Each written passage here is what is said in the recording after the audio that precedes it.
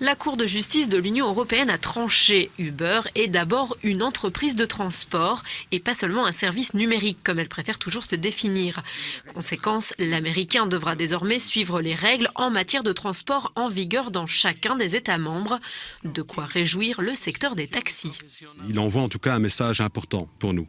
Le message que la Cour de justice européenne a envoyé aux États membres et surtout à Uber, c'est de dire on ne peut pas interpréter les lois pour les contourner. Un cadre global plus clair donc, mais qui à Bruxelles ne va pas changer grand-chose, car Uber y est déjà réglementé comme une entreprise de transport. La société se base sur la législation des limousines, ce que dénoncent régulièrement les taxis. Les conclusions de la Cour n'aideront probablement pas à résoudre ce conflit.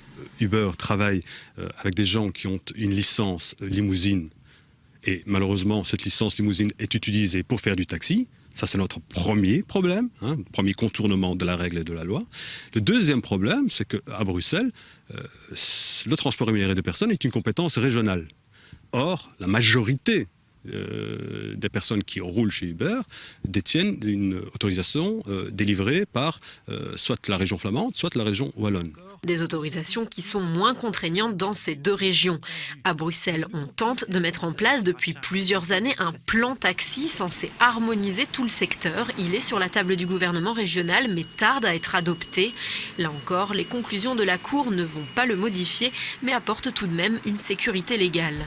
Ça confirme les options qu'on a prises dans le projet d'ordonnance et le projet de réorganisation du secteur de taxi à Bruxelles, c'est-à-dire que Uber doit être considéré comme une plateforme, comme Taxi Bleu, comme Taxi Vert, une plateforme, un dispatching de services de taxi. Et l'avant-projet d'ordonnance est justement écrit à partir de ce principe-là. Uber a réagi via un communiqué ce mercredi. Le groupe a juste indiqué que pour lui, ce jugement ne changera pas grand-chose dans la plupart des pays de l'Union européenne où il est présent.